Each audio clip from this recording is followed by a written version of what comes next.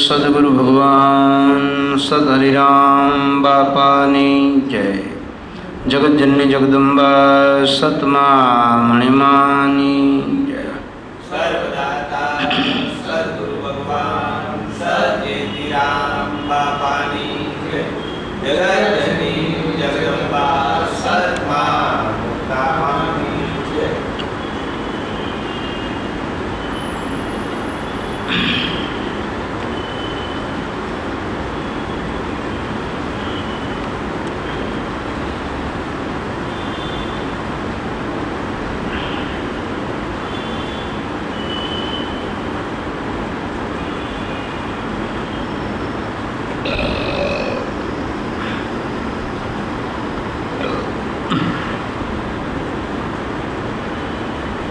कबीर एक साखी में एवं लखी गया है,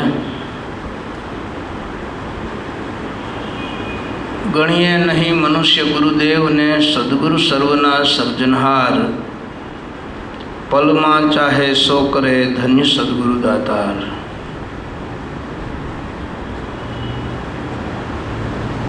साधना साव टूंकी है,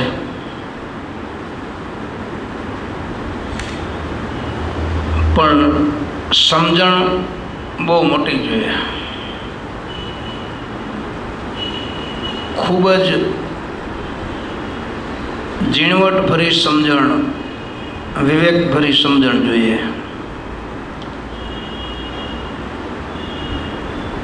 આપણને એવું લાગે કે કાંઈ સંત કે મનુષ્ય, ઘણા લોકો કહેતા પણ હોય છે કે માણસ કોઈ દિવસ ભગવાન બને નહીં।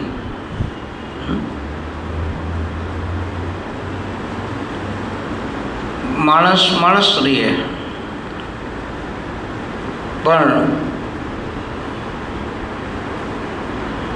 કબીર એવું લખે છે કે સદગુરુ ધારે ને એ કરી શકે।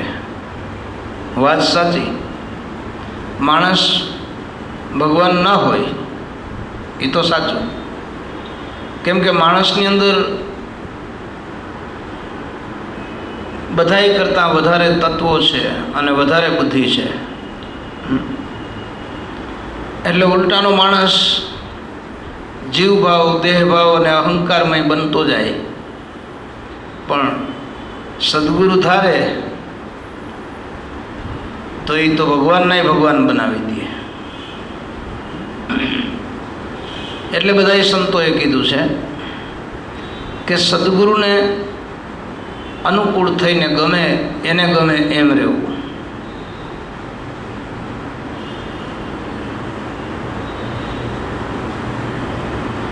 ગણીએ નહીં મનુષ્ય ગુરુદેવને સદગુરુ સર્વના સર્જનહાર।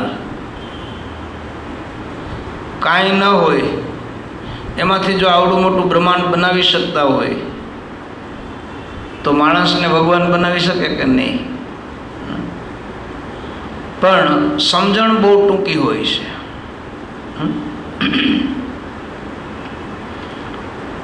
સમજણમાં જ્યારે પરિપક્વતા આવે ને તો સાધન માર્ગ હાવ ટૂંકો થઈ જાય। સદગુરુને ભગવાન તરીકે બોલાવવા, ભગવાન માનવા કે ભગવાન તરીકેની પૂજા કરી, સેવા કરી, એની આરતી ઉતારવી અને એની આજ્ઞાઓનું જે પાલન કરવું ને એ ગળેથી હેઠું ઉતરતું નથી। અને જેને ઉતરી ગયું એ થઈ ગયા, મહાન પુરુષો થઈ ગયા। એટલે બીજી સાખીમાં એમ કીધું છે કે ગુરુપદ પંકજ પૂજતા 14 લોક પૂજાય, શિવ વિરંચી શારદા ગુરુતણા જસ ગાય। ગુરુની પૂજાથી, ગુરુના ચરણ, ગુરુની પાદુકા, કાંઈ ન હોય તો એની છબી, એની મૂર્તિ, એની રજ, એની કોઈ ચીજ, એની પૂજા કરીએ તોય 14 લોકની પૂજા થઈ જાય। આવો ગુરુ મહિમા કબીર સાહેબે ગાયો છે। મહાન અનુભવી વ્યક્તિ પ્રમાણિક વ્યક્તિ અને પૂરણ પદને પામેલી સાક્ષાત્કાર સ્વરૂપે કબીરે લખ્યું છે. તો એમાં માણસને કેમ નથી સમજાતું? રામાયણની અંદર પણ લખ્યું છે તુલસીદાસજીએ કે ગુરુ બિન ભવનિધિ તરહી ન કોઈ, ભલે વિરંચી શંકર સમ હોય. આવા મહાન પુરુષો, પ્રમાણિક પુરુષો જો ગુરુનો મહિમા ગાતા હોય તો એની સમજણનું ઊંડાણ કેટલું? કેમ કે ગુરુ છે એ અણુ અને પરમાણુમાં બધે છે. ગુરુ તત્વ સ્વરૂપે છે, નિરાકાર સ્વરૂપે છે, નિર્ગુણ સ્વરૂપે છે, સગુણ સ્વરૂપે છે, સાકાર સ્વરૂપે પણ છે.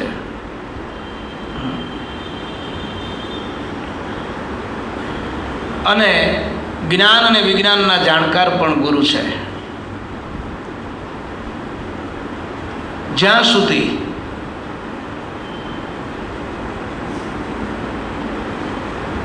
સવારામ બાપાએ એક વાત બહુ સારી લખી છે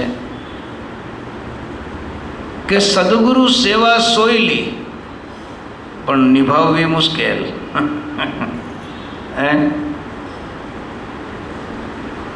એમ દરેક કામની અંદર છે ને ઘણું વિચારવું પડે છે અને વિચાર્યા પછી ઘણું બધું કરવું પડે છે. તો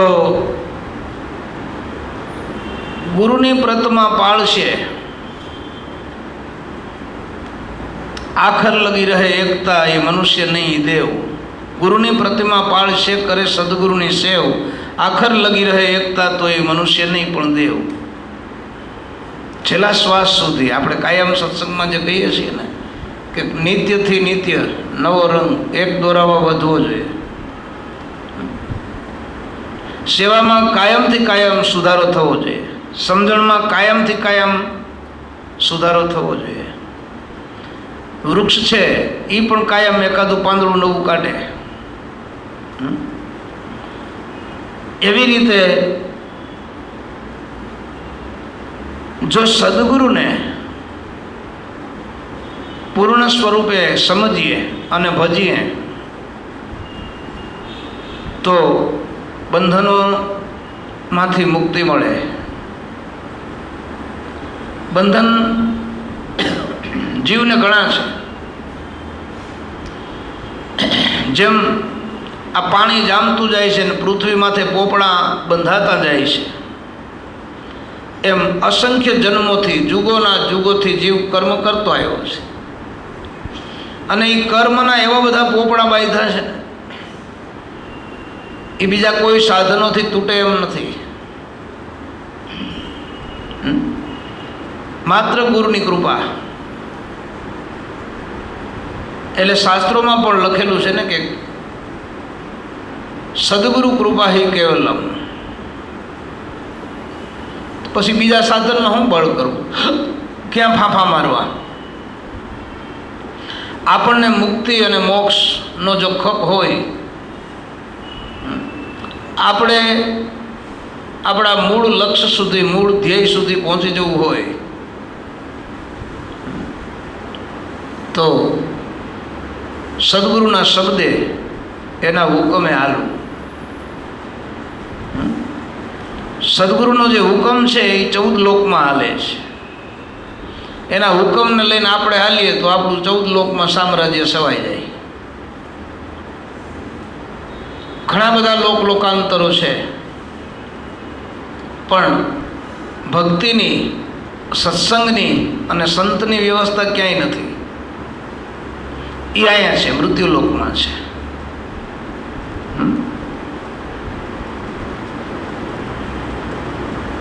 અને કાયમને માટે જે પ્રમાણિકતાવાળું છે, કોઈ પણ વાત હોય, તત્વ હોય, પદાર્થ હોય, એ રહેશે. જીવે પોતે નક્કી કરેલું એ રહેવાનું નથી. એ ક્ષણિક છે. કેમ કે પરિવર્તન પ્રકૃતિનું છે, પરમાત્માનું નથી. એ તો જેમ છે એમ છે કાયમ. પરમાત્માનું પરિવર્તન ન થાય, પ્રકૃતિનું થાય,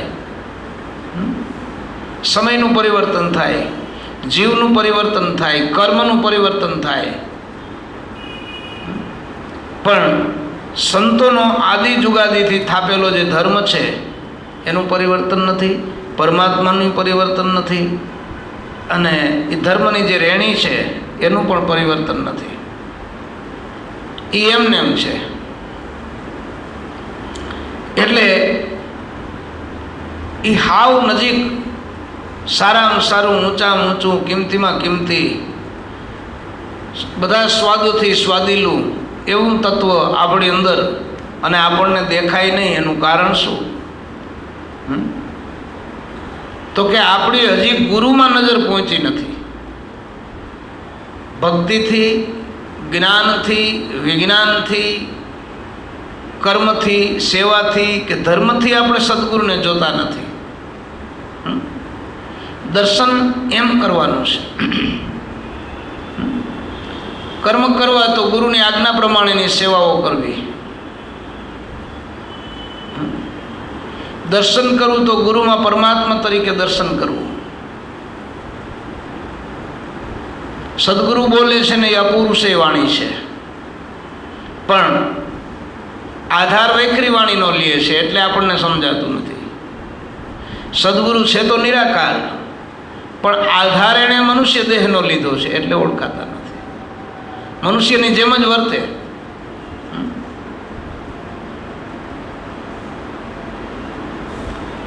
એટલે એમાં જ્યારે આપણને હાવ નક્કી થઈ જાય ને તો આપણો માર્ગ છે એ ટૂંકો થઈ જાય, માર્ગ રસ્તો ખુલી જાય.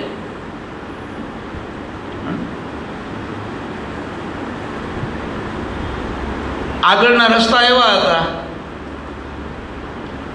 કે આવું કાંઈ નહોતું, એમને સૌની રીતે જ્યાં માણાનો વધારે આવરો જાવરો થાય અહીંયા રસ્તો થઈ જતો. પણ એમાંય આડું જાડવું પડી જાય, નદી આવે તો રસ્તો ધોવાઈ જાય એટલે ત્યાંથી પાછું વળવું પડે. અત્યારે પણ એવું છે, ચેક નાકા છે, ટોલ નાકા છે. એ જ્યાં સુધી ક્રિયા ન કરીએ ત્યાં સુધી રસ્તો ખુલે નહીં. એટલા માટે તુલસીદાસજીએ લખ્યું છે કે ગુરુ બિન ભવનિધિ તરહી ન કોઈ, ભલે વિરંચી. વિરંચી એટલે બ્રહ્મા, વિરંચી શંકર સમ હોય. શંકર જેવા ભલે હોય પણ ગુરુ વિના કોઈ તૈરો નથી. પછી કીએ છે બધાએ, જેમ એક ઉત્પત્તિની શરૂઆતમાં એક વાત બહુ સારી આવે છે પુરાણમાં, શિવપુરાણમાં. આ વાતને અનુરૂપ છે એટલે વાત કરું કે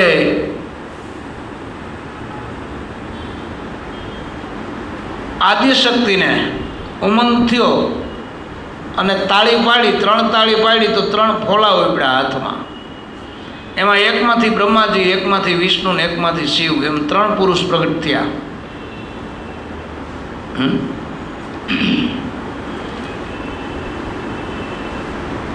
બ્રહ્માને કીધું, બ્રહ્માજીએ, કથા લાંબી છે પણ બ્રહ્માજીએ માતાજીને પૂછ્યું કે મારા પિતાજી કોણ છે? તો કે તો નિરંજન નિરાકાર છે.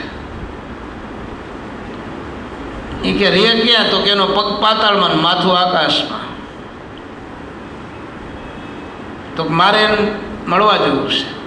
તો કે મળશે નહીં. પણ એ આયલા ગયા એમને, કેટલા જુગોના જુગ વયા ગયા. એ અંદર પાતાળમાં ગયા બ્રહ્માજી, એટલે વાહે એક ગાયત્રીને મોકલી, તું જા. ગાયત્રીને ઉત્પન્ન કરી કે તું જા. જો બ્રહ્માજી સાચું બોલે છે કે ખોટું? એની વાહે કેવડાના ફૂલને ઉત્પન્ન કર્યું.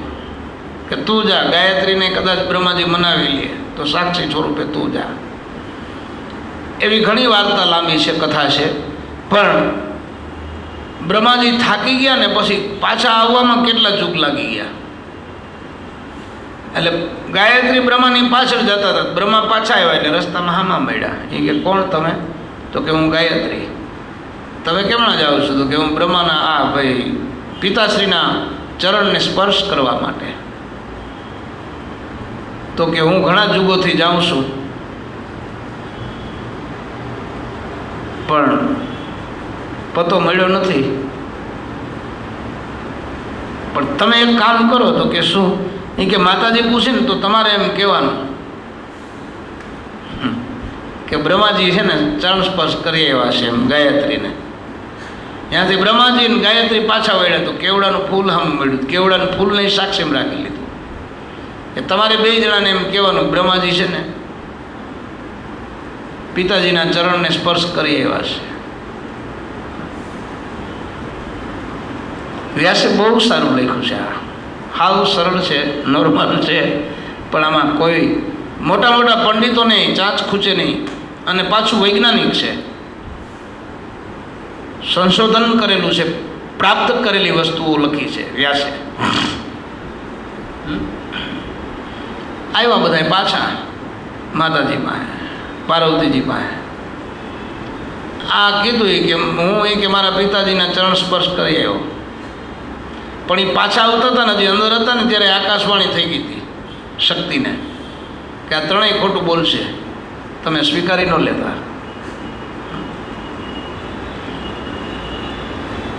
એમ સંતની પાસે પણ એ તાકાત હોય છે. એ આકાશવાણીથી સાંભળી લે અને દિવ્ય દ્રષ્ટિથી જોઈ લે કોણ શું ક્યાં કરે છે તે. પાછા આવ્યા. બ્રહ્માજીએ કીધું કે માં, હું મારા બાપુજીના, મારા પિતાશ્રીના ચરણનો સ્પર્શ કરી આવ્યો. તો કે ખાતરી શું? તો કે આ પૂછો ગાયત્રીને. ગાયત્રી કે હા, એ તો જઈ આવ્યા, અડી આવ્યા, ચરણને પગે લાગી આવ્યા. કેવડાને ફૂલે કીધું કે એ તો વાત સાચી છે. એવી રીતે પણ આકાશમાંથી આકાશવાણી થઈ હતી. નિરંજને એમ કીધું તું શક્તિને કે મને આ પાયમાં નથી. આ વાતને સરળ ભાષામાં તુલસીદાસજી એમ કીધું કે ભલે વિરંચી શંકર સમ હોય, પણ ગુરુ બિન ભવનિધિ તરહી ન કોઈ. પછી સંસારની શરૂઆત કરી અને ધર્મની સ્થાપના કરી.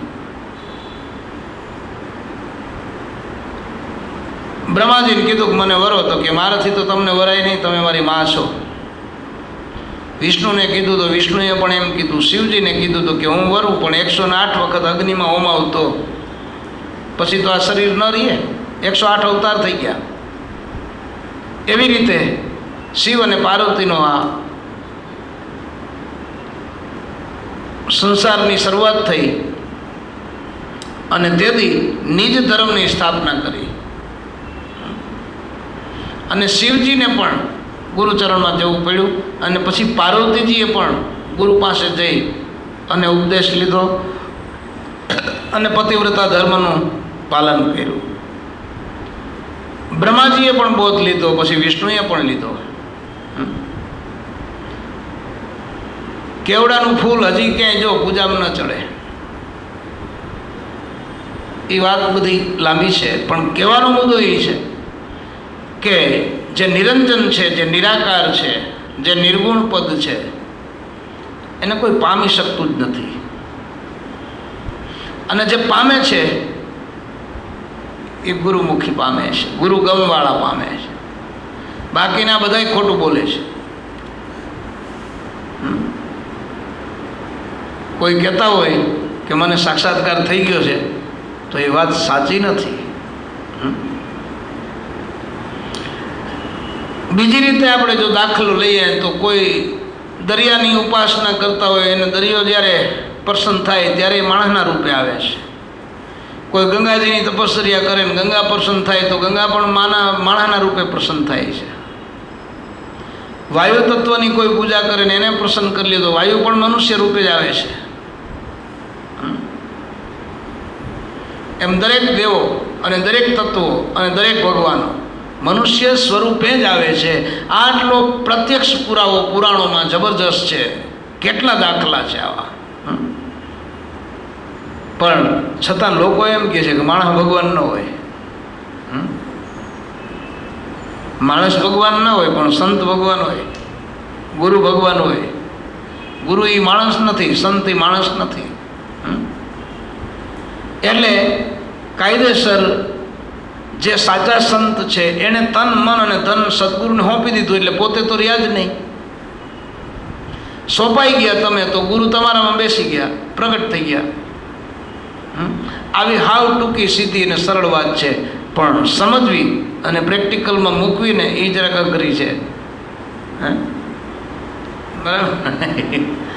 એટલે એના માટે કાયમ સત્સંગ કરવો જોઈએ. ગુરુની પૂજા જેણે કરી એણે પૂજા 14 લોક, ગુરુની પૂજા જેણે ન કરી એની સર્વે પૂજા ફોક. આવું પુકારી અને સંતો કહે છે.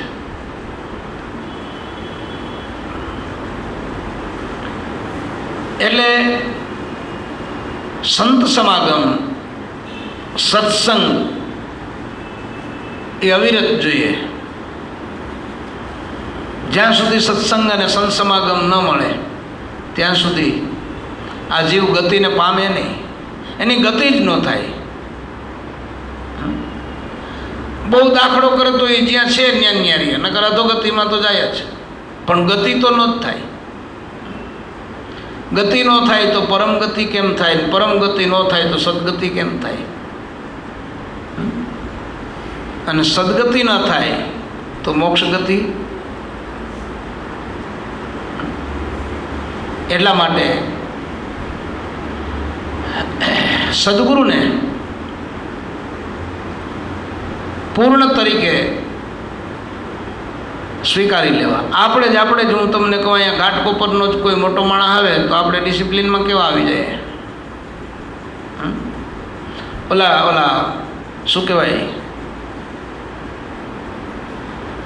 આ મુખ્યમંત્રીની સાથે હોય ને કમાન્ડો, એ કાયમ સાથે હોય. કાયમ કહેવાય એની મીંડ એની મર્યાદામાં કેવા રહીએ. આપણી દેશી ભાષામાં કહે તેની તૈનાતમાં કેવા રહીએ. દુકાનમાં પટાવાળો કામ કરતો હોય તો એ શેઠની ઓલામાં કેવો રહીએ. એવી રીતે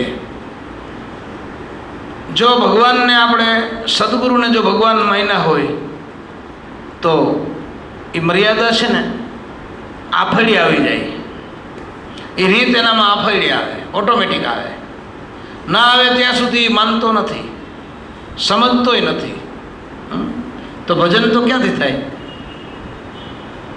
તમે જ્યાં સુધી ભગવાનને માનો નહીં ત્યાં સુધી ભજન થાય જ નહીં. થાય માનીએ નહીં ત્યાં સુધી એમાં વિશ્વાસ ના આવે, પ્રેમ ના આવે, ભાવ ના આવે તો ભજન ક્યાં થાય? માટે સમજણપૂર્વક, જાગૃતિપૂર્વક અને ચીવટપૂર્વક આપણે આપણો આ મનુષ્ય અવતાર છે ને એ સુધારી લેવો છે. આવું મનમાં નક્કી જોઈએ.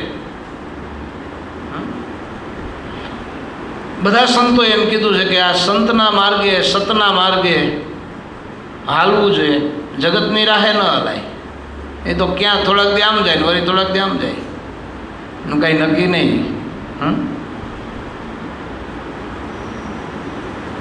એટલે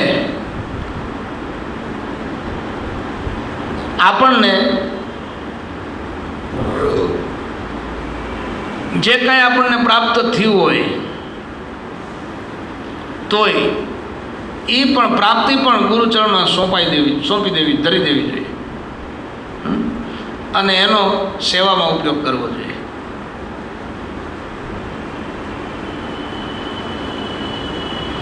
એટલે જ આપણો પોતાનો આત્મા, આપણે ઘણા લોકો એમ કે આત્મા એવું કાંઈ છે નહીં, ભગવાન એવું કાંઈ છે નહીં. અમેરિકાવાળા નહોતા કહેતા, પ્રથમ બહુ કહેતા હતા. વિજ્ઞાનિકોએ ઘણા કહેતા હતા કે આ બધું ઓટોમેટિક થયું છે. ઓટોમેટિક ન થાય, ક્રિયાથી થાય. અને ક્રિયા પણ સદગુરુ કહે એમ કરીએ તો થાય.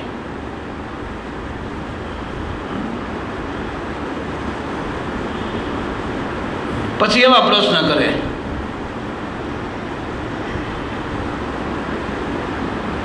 કે બાપ પેલા કે દીકરો, એ તારે શું કામ? તારે છૂટવું છે ને. જેલમાં બેઠા બેઠા આપણે એમ વિચાર કર્યા કરીએ કે આ જેલ કોણે બનાવી છે. એવા વિચાર કરવાથી કંઈ છૂટકો ન થાય. પણ આમાંથી છોડાવે કોણ? એને ગોતવા જોઈએ અને એને આજીજી કરાય, એને વિનંતી કરાય. નાનક સાહેબે બહુ પ્રાર્થનાઓ કરી ગુરુચરણમાં. નાનક, તુકારામ, જ્ઞાનેશ્વર, એકનાથજી, કબીર સાહેબ, બધાય સંતોએ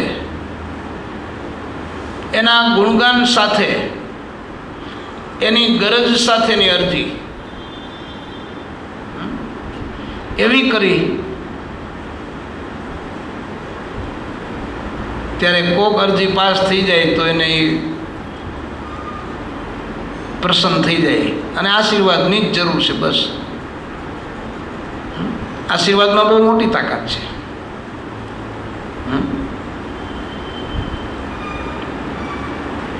આઠે પોર એને રાજી કરતા શીખો, એના જેવી બીજી કોઈ ભક્તિ નહીં. બાપા એવું કહેતા આખા દીમાં એક વાર તમને જો આવડે તો હસાવી દો ગુરુને, આનંદમાં લાવી દો. હે એટલે એ ભક્તિ, બરોબર ને? એટલે જગત છે ને એની દિશા ઊંધી છે. હવે એ દિશા જ્યાં સુધી બદલે નહીં ત્યાં સુધી ઓલા બધા કહે ને એમ દશા બદલે નહીં. દિશા કઈ? તો કે સમજણની. પોતાની જ રીતે જગતને જોઈએ છે બધું. મારું આટલું કામ થઈ જાય પછી, મારું આમ થઈ જાય પછી, મારું આ થઈ જાય પછી હું ભજન કરીશ. હમણાં ભણવાના દિવસો છે, ભણી લઉં ને પછી ભજન કરીશ. ભણી લઈએ તો હવે નોકરી કરવી જોઈએ ને, નોકરી કરી લઉં પછી. નોકરીમાં પગાર સારો મળી જાય તો હવે મકાન લઈ લે, સેટિંગ થઈ જાય પછી વાંધો નહીં. મકાન લઈ લે તો હવે લગ્ન કરી લઈએ.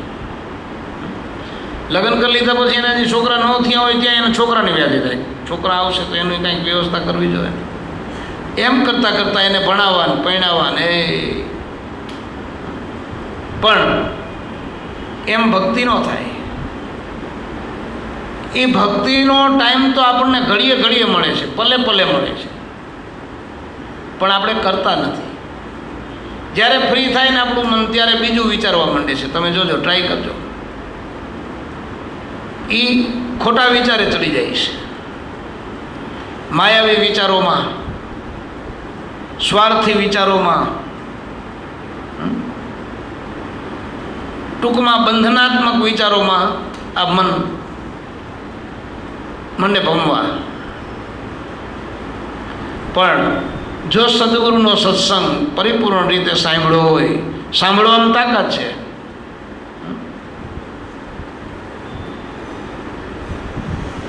તો શબ્દ માલિકો ઉતરે.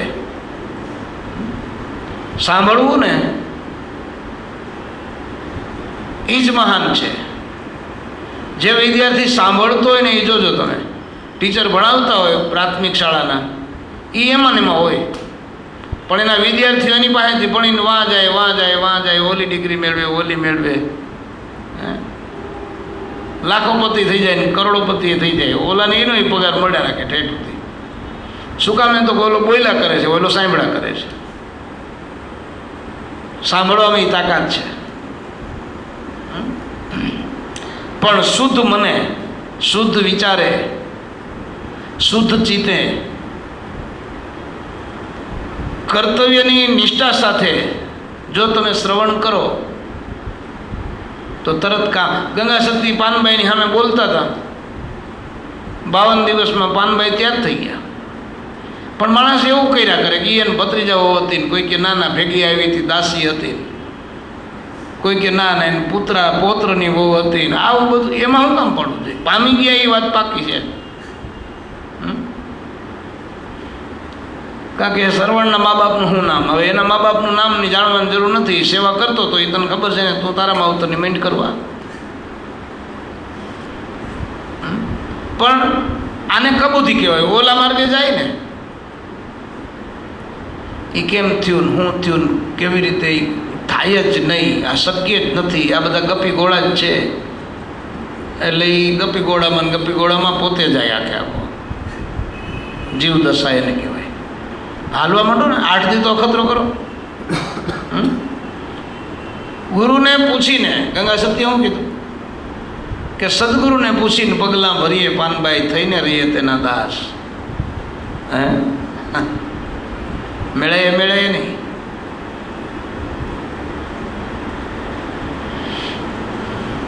એટલા માટે આ ભવસાગર એવો મોટો છે કે આ ભવસાગરની માલિકો અનંત બ્રહ્માંડો હલવાણેલા પડ્યા છે, હલવાયેલા, એક બે નહીં. એનાથી ન્યારા એક સંત સદગુરુ છે, એનાથી ન્યારું એક સદગુરુનું નામ છે. જો એ ચરણ પકડાઈ જાય તો આપણે આ સંસારમાંથી ન્યારા થઈ શકીએ, છૂટી શકીએ. બાકી આ ત્રિગુણાત્મક જગત છે, અષ્ટધા પ્રકૃતિનું આ જગત છે. એમાં હાંજ પડે ને એટલી વારમાં તો નહીં, 1 સેકન્ડમાં કેટલા જન્મીને મરે.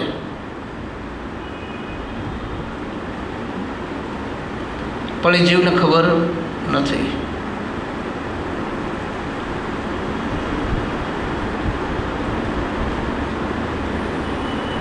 માટે ગુરુની પૂજા જેણે કરી એણે પૂજા 14 લોક. ગુરુની પૂજા ન કરી એની સર્વે પૂજા ભોગ.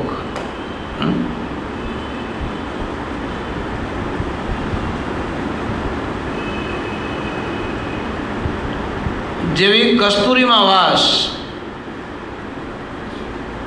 જ્યાં નામનો વિશ્વાસ, તો દીનો નાથ પૂરે તેની આસ. પણ લોકો શું કરે, એમાંય નક્કી ન હોય ને. શાસ્ત્રની વાત કરો તો એમ કે આ તો શાસ્ત્રમાં છે. શાસ્ત્રથી પરની પરાવાણીની વાતો કરીએ તો કાં તો ક્યાંય શાસ્ત્રમાં તો છે નહીં, મનના ઉઠાવેલા ગોળા ફેંકે છે. આવા લોકો છે ને એ સલીલ કહેવાય. કામી તરે, ક્રોધી તરે, લોભી કી ગતિ હોય. કહે કબીર ધર્મદાસ કો સલીલ નર તરતા ડીઠા નહીં હોય. નક્કી કરી લેવાનું છે. આપણને ક્યાં ડૉક્ટર હાજા કરી દે, ફેમિલી ડૉક્ટર આપણું આખી ફેમિલી હોય, એમાં કંઈ બધાને હાજા કરી દે એવી ગેરંટી નથી હોતી. પણ આપણે નક્કી કરી લઈએ કે અમારો ડૉક્ટર હાજો છે, સારો છે, અમારા ગુરુ સાચા છે. અને એ તો 100% સાચા છે. માનવાનું નથી, માની લેવાનું નથી, છે એ સિદ્ધાંતિક છે, પ્રમાણિકતાથી છે. વાસ્તવિક રીતે એ સાચું છે. પણ બધાને એ પરવડતું નથી, પોહાતું નથી, નાનું થવું નહીં ગમતું નથી. છોકરા જેવો જીવ છે. અમે નાના હતા ને પછી મારા બાપુજી, મારા દાદા ને મારી બા ને એ બધા ભેહું દોતા હોય ને, એટલે એ જ્યાં ભેહું દોતી ત્યાં વાટકા લઈને જાય, ગ્લાસ લઈને જાય દૂધ લેવા માટે. દૂધ પીએ. દૂધ શું કામ પીએ? તો કે ઓલું આમ હોઠે આમ ધોરા આમ થઈ ગયું હોય ને દૂધના ઈંધાણ, અને પછી કહીએ જો મારે મૂસું ઉગી ગઈ. હે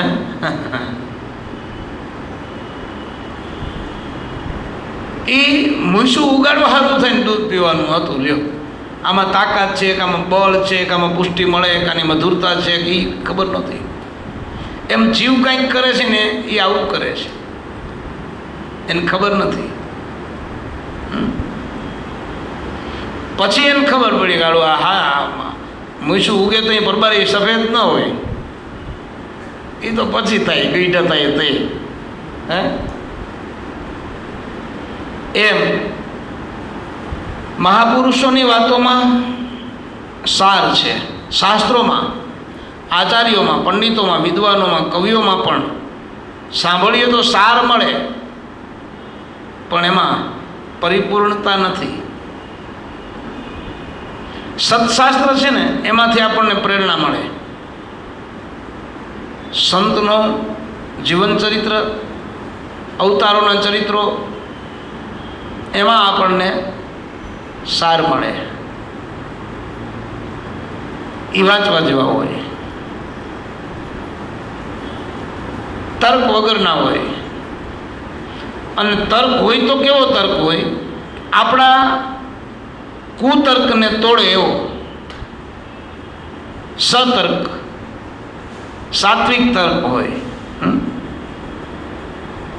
સત્સંગને, ભક્તિને, જ્ઞાનને, કર્મને સુસંગત હોય. અજ્ઞાનને તોડે તર્કથી એવો હોય. એટલા માટે દરેક મહાપુરુષોએ પોતાના શિષ્યોને, પોતાના ભક્તોને એમ કીધું છે કે ગુરુના વચનમાં બધુંય છે. બાપા અમને કહેતા લ્યો કે હવે તમારે આ મંત્ર સિદ્ધ કરવાની જરૂર નથી, અમે સિદ્ધ કરીને તમને આપ્યો છે. હવે આપણને આ સમજાય નહીં, હજી પણ સમજાય. આપણે તરત ક્યાં બુદ્ધિ દોડાવી, સિદ્ધ કરીને આપ્યો હોય તો હું આમ નામ લઉં નામ થઈ જવું જોઈએ, હે? એમ નહીં. આ વચનથી, આ વચનને એવું સિદ્ધ કર્યું છે ગુરુ કૃપાએ કે અમે કેટલાયને તાર્યા છે, આ વચનથી તૈર્યા છે. આ વચનથી કેટલાય સ્વરૂપને પામ્યા છે, એ સિદ્ધિ છે આ. પણ સમજવું ને એમાં થોડીક વાર લાગે, પણ સમજ્યા કરવું, સાંભળ્યા કરવું, વિચાર્યા કરવું, અને ભાવ સતત આપણો માલિકો જેને કહેવાય ને ખનખનિયા થવા જોઈએ. હોશમાં હોય તો કાંઈ સારું હોજે, પણ લગભગ બે હોશમાં હોય છે માણસ. પોતાના વિચારોમાં, પોતાની વ્યાધિમાં, ઉપાધિમાં, અને વાંકે નથી. માયાનું રાજ છે, માયાની માલિકો જીવ બધા બુડાબૂટ છે, એટલે એમાં એનો વાંક નથી. પણ જો ગુરુ કે એમ કરે તો પાર થઈ જવાય છે. નહીંતર અસંખ્ય બ્રહ્માંડો છે, એ બધાય બ્રહ્માંડ આ ભવસાગરમાં આંટા મારે છે. દડા હોય, દડા એ તમે લગભગ 1.5-2 લાખ ખટારા દરિયામાં નાખી દો ને કેમ આંટા મારતા હોય? દડાના 1.5-2 લાખ, 3 લાખ, 4 લાખ, 5 લાખ ખટારા દડાના દરિયામાં નાખી દો, અને જેમ દરિયામાં આંટા મારતા હોય ને એમ આ સંસારરૂપી સાગરમાં બ્રહ્માંડો દડાની જેમ આંટા મારે છે. બધાય નાનું મૂળે મળતું નથી. સંસારનું મૂળિયું કોઈને મળતું નથી. મળી જાય તો ત્યાં બેસી જાય પકડીને, હાલો ક્યાંક રસ્તો મળે, પણ એનું મૂળિયું મળતું નથી. ગીતામાં ભગવાને કીધું છે ને કે ઉર્ધ્વ મૂલમ અધઃ શાખા. મૂળિયા ઊંચા છે ને ડાયડું નીચી છે, એ ક્યાંથી મળે? આપણામાં એમ જ છે. પણ મૂળિએ જવું હોય તો ડાયરેથી જવાય, અને ડાયરે જવું હોય તો મૂળિએથી જવાય. બેમાંથી એક છેડો આપણા હાથમાં આવી જવો જોઈએ. પણ આ સંસારનું મૂળ મળતું નથી. આ વૃક્ષ એવું છે ને કે કોઈને લાગતું જ નથી કે આ ઝાડવું છે, એવું લાગે કોઈને? હે? આ સંસાર રૂપી આ વૃક્ષ છે, આ ઝાડવું છે, એવું કોઈને લાગતુંય નથી. તો એ ડાળી ક્યાંથી પકડે ને મૂળે ક્યાંથી પકડે?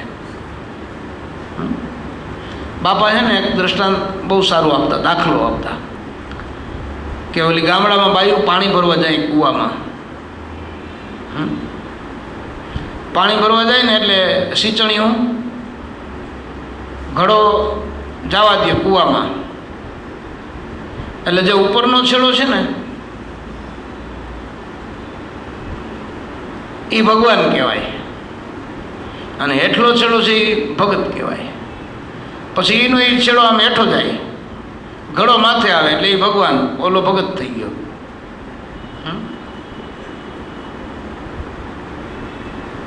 પણ એ યુક્તિ છે એ સમજવી પડે તો કામ થાય. કાંઈ વાર તો લાગે એવું છે નહીં. માટે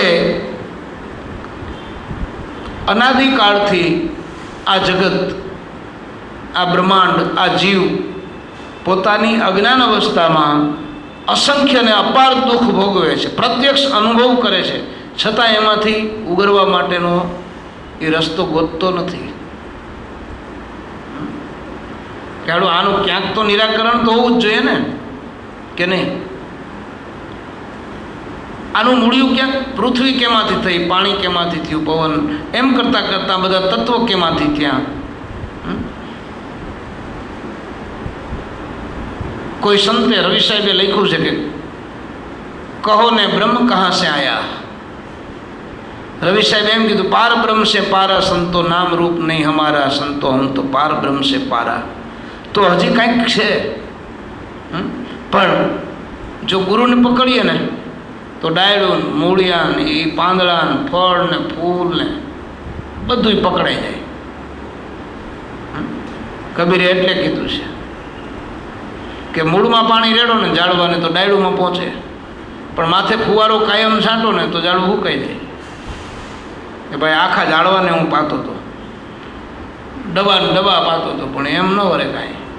ડબ્બાની જરૂર નથી, ખાલી 2 લોટા પાણીના કાયમ ઝાડવાને મૂળી આમ રેડી દીધી, ગરજા કાઢે. એમ જગત આખું છે ને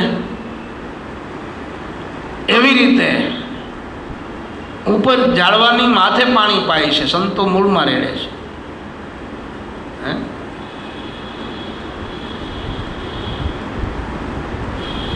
શાખા પત્ર અઘાય.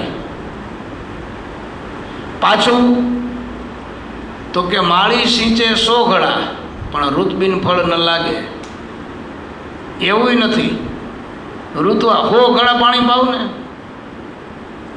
આંબાને હાવ પાણીમાં નદીમાં જ રોપી દો, લ્યો, ઋતુ આવે ત્યારે જ ફળ આવે. ભક્તિ છે ને એ ઋતુને પ્રગટ કરવાનું સાધન છે. સંતની સેવા એ સાધકને ઋતુમાં લઈ આવે તો મોક્ષ ફળ આવે. માટે દરેક મહાપુરુષોએ, સંતોએ શાસ્ત્રમાં પણ કીધું છે અને એમના ભક્તોને સત્સંગમાં પણ કીધું છે કે તમે છે ને આ કરો, કરવા જેવું આ છે.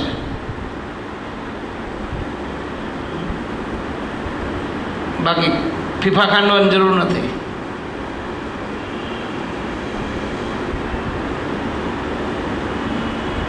દરેક વસ્તુ આપણને જે દેખાય છે ને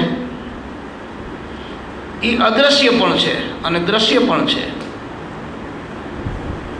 જે બાયણે દેખાય છે એ માલિકો છે, બાયણે નથી દેખાતું એના કરતાં 1 કરોડો ગણું અંદર છે. પણ એકવાર એની જો બારી ઉઘડી જાય ને તો પછી મજા આવે, ખુલતી નથી. એટલે અહીંયા એ ગુરુની કૃપારૂપી ચાવી જો લાગે તો અંદર પ્રવેશ થઈ જાય. અને અંદર ગયા પછી પાછું બહાર આવીએ નહીં હવે, ભલે એને આવવું હોય તો નહીં હોય. બધા એમ કહી દે કે હવે હું નહીં આવું. સવારામ બાપાએ કેમ કીધું, રવિ સાહેબે કીધું, હવે પાછું નહીં આવું. આવાગમનમાં મારે હવે આવવું નથી. બરાબર. માટે ખૂબ જ એકદમ ધ્યાનપૂર્વક સાંભળવું. સત્સંગ હાલતો હોય ને ત્યારે બધા કામ છોડી દેવા. અમે તો કહીએ છીએ કાયમ, કોઈ કામમાં મમત્વ રાખવું નહીં. બને તો 25, 5, 2, 5 ને ભેગા લઈ આવવા સત્સંગમાં, તો સત્સંગ વધે. જેમ જાજા જાળવા હોય ત્યાં વરસાદ થાય ને, એમ જાજા મુમુક્ષ હોય, જિજ્ઞાસુ હોય, વધારે સાધકો હોય તો ત્યાં સત્સંગ સારો થાય, વધારે થાય. એટલે કે વધારે જીવોનું કલ્યાણ થાય. અને આપણને ભાવમાં વધારો થાય, આપણું રક્ષણ થાય. ગત છે ને ગંગાજીનું રૂપ છે. ગત છે એ સાધકનું રક્ષણ છે, ઢાલ છે. એટલે સત્સંગીઓનો વધારો આપણે કરવો જોઈએ, તો એ ધર્મનો જ વધારો છે. એ જ્ઞાનમાં, ભક્તિમાં, ધર્મમાં, કર્મમાં બધે વૃદ્ધિ પામે. એ વળી બધાથી મોટી સેવા. જેટલાને તમે લેવો એ બધાની દુઆ મળે, ગુરુની દુઆ મળે. મેળવવાનો આશીર્વાદ છે ને, તો એ કરો, એ લાઈન પકડો. એટલા માટે કૃષ્ણ અવતારમાં ગોપીઓ છે ને, અમુક ભગવાનને કાંઈક નોતીઓ આપતી એ ઓલી ગોપીઓને કહેતી હતી દઈ દે ને, ડબલ થાય, 1000 ગણું થાય. કેમ કે એ વચન વેદનું છે, એમાં એને વિશ્વાસ આવી ગયો ને એ વચન પ્રમાણે મૈંડા કરવા, તો એને ગોકુળ આખું આમ તમારે ગાજતું ગુંજતું થઈ ગયું. અને મથુરાને ખતમ કરી નાખ્યું ભગવાને. દિલ દ્વારકા છે, મન મથુરા છે.